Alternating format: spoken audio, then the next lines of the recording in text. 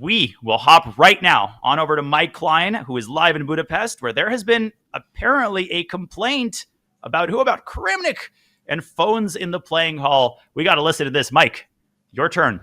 But Vladimir Kramnik, the captain of the Uzbekistan team, registered an official complaint about the existence of phones inside the playing hall. Now, to catch you up, Chessbase India does have permission to record the Indian boards in the open section, and they use 4 individual cell phones on tripods to film those. I talked with Chessbase India earlier in the tournament. They said that those phones are all in airplane mode. In fact, they have to be in order to be able to last the 6 hours without the battery dying. Now, I actually got into the playing hall and took advantage of Vladimir Kramnik's smoke break to ask him outside about this situation. He told me that it's against FIDE regulations for phones that can transmit to be inside the playing hall. He was quick to tell me that he was not actually saying that they were being used for any sort of inappropriate reason, but simply their existence wasn't allowed. Interestingly, only the phone on Gukesh's board, on board 1, was actually removed from the playing hall. It was taken to the fair play room, and I've just been told it has just been returned to Gukesh's board. So Vladimir Kramnik not happy with phones in the playing hall. Phones are able to transmit, according to him,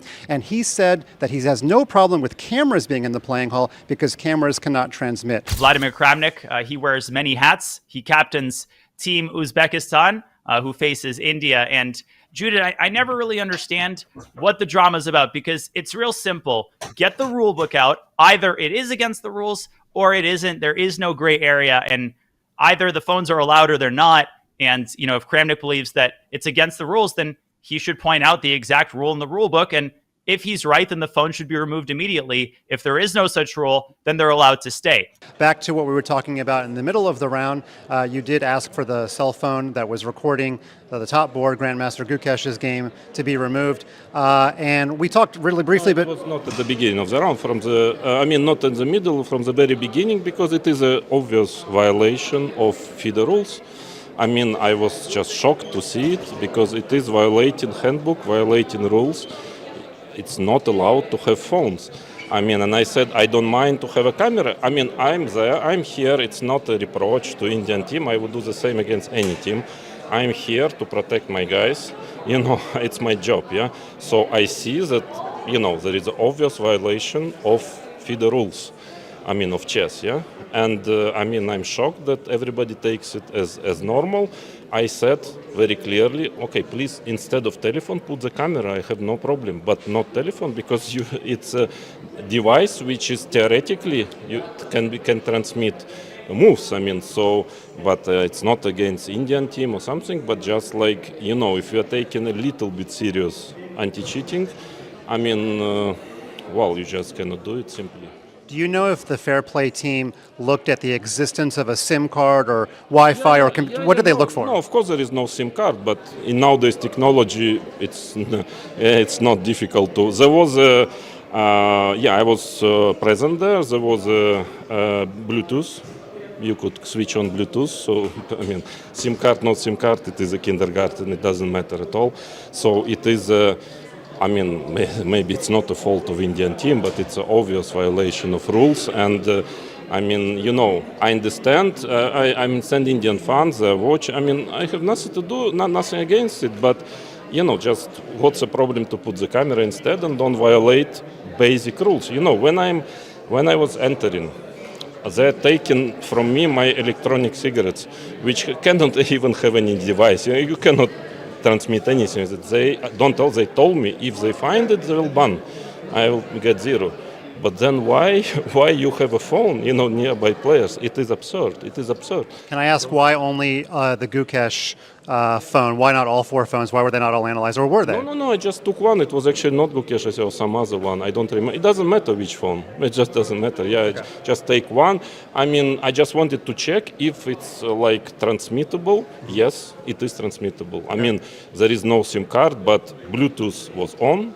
You can switch on Bluetooth. All information is on phone, so it is obvious violation. And so now I'm going to speak with my team. With the head of people on the team, and we will see if we make an official appeal. I think you have 2 hours. I was going to ask you, do you plan to appeal? I will discuss with them, and we'll see if there is official, because it just cannot be tolerated nowadays. Cheating in general, yeah, it's very easy nowadays, and at least you cannot do this. Yeah, if I'm very, I would say, skeptical about anti-cheating measures here in general. I saw people are checked, nobody really checks, but this is just way too much. So I hope they will just remove it. They will make cameras. I saw, by the way, few people during the round every day basically going there with mobile phone making videos.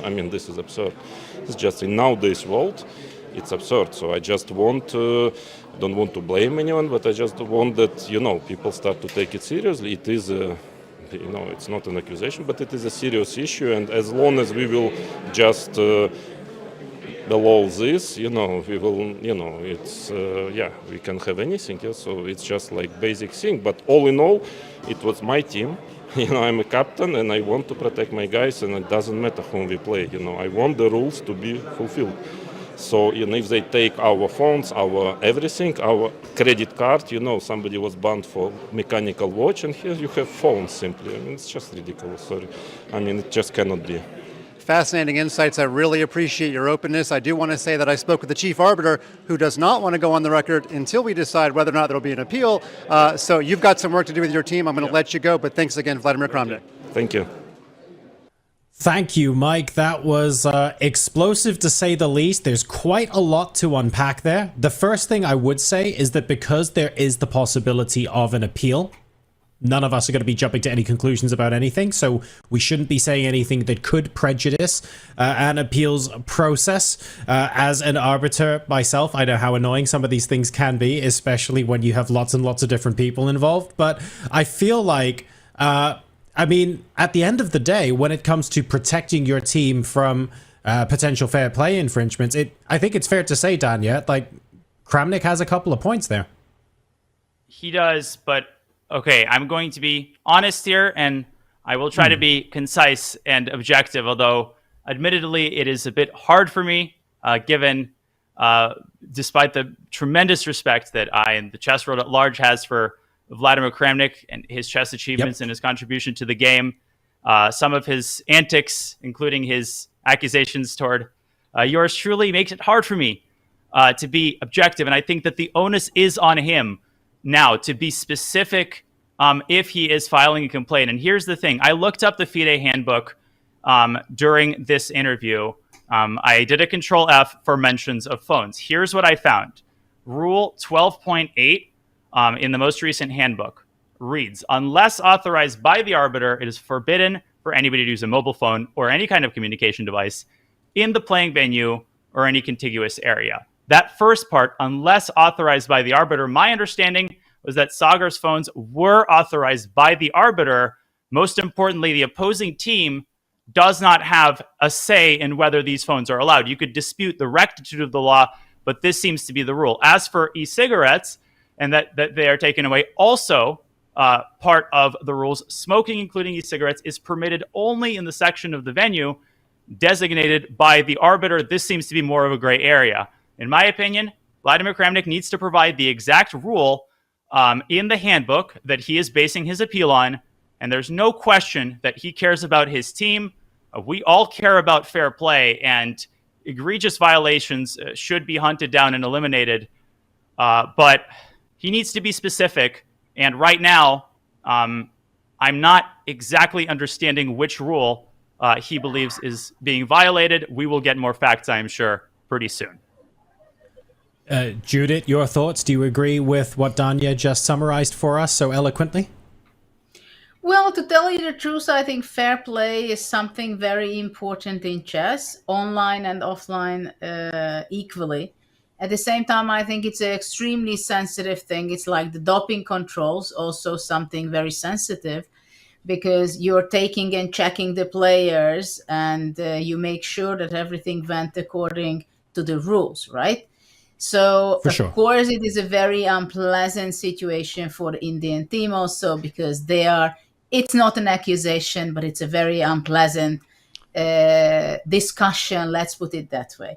So I think that the FIDE has to be extremely careful and very well developing their way of regulations. They have to be very clear to the players, also in all kind of meetings with the captain meetings and everywhere, being extremely open about it and make discussions with the team captains. Because, for example, this is going on from the very first round, so it is important that these kind of things does not come up when it's already the final phase of the Olympiad.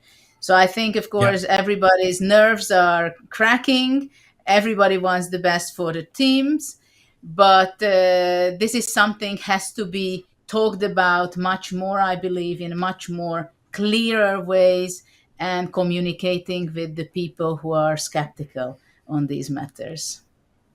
Thank you, Judith. This is not a bendable rule. This has to be taken very seriously, and it is absolutely unacceptable for anybody to have a phone in the playing hall of a tournament this serious, or any tournament, without authorization. So this is not a rule that can see any cracks, and I am totally with that. And if anybody sees a violation, whether it's Kramnik, or Capablanca, or whoever, they should immediately report it. But at the same time, when you're discussing the rules, I just think you need to be specific, and you need to realize that you always need to allow for the possibility that you might be wrong, or that you are not seeing the complete picture. And I think that we would have more use to our general anti-cheating discourse if we understood that this is a nuanced topic, and that everybody has something to learn from other participants in this discussion. That's it. I think that's a great point, Danya. And don't forget, the interview with Mike Klein isn't an appeal. There could well be additional information that we don't have access to. There could well be extra context that we're not entirely sure of. We're basing what we're currently discussing off of that interview, so we do have to wait and see if an appeal is filed. And if it is, we'll learn more. If it isn't, well, we speculate for now, but really we should just wait for the facts to materialize on the ground. So it is an extremely important topic, and we will be covering it more, I'm sure, throughout the rest of the tournament.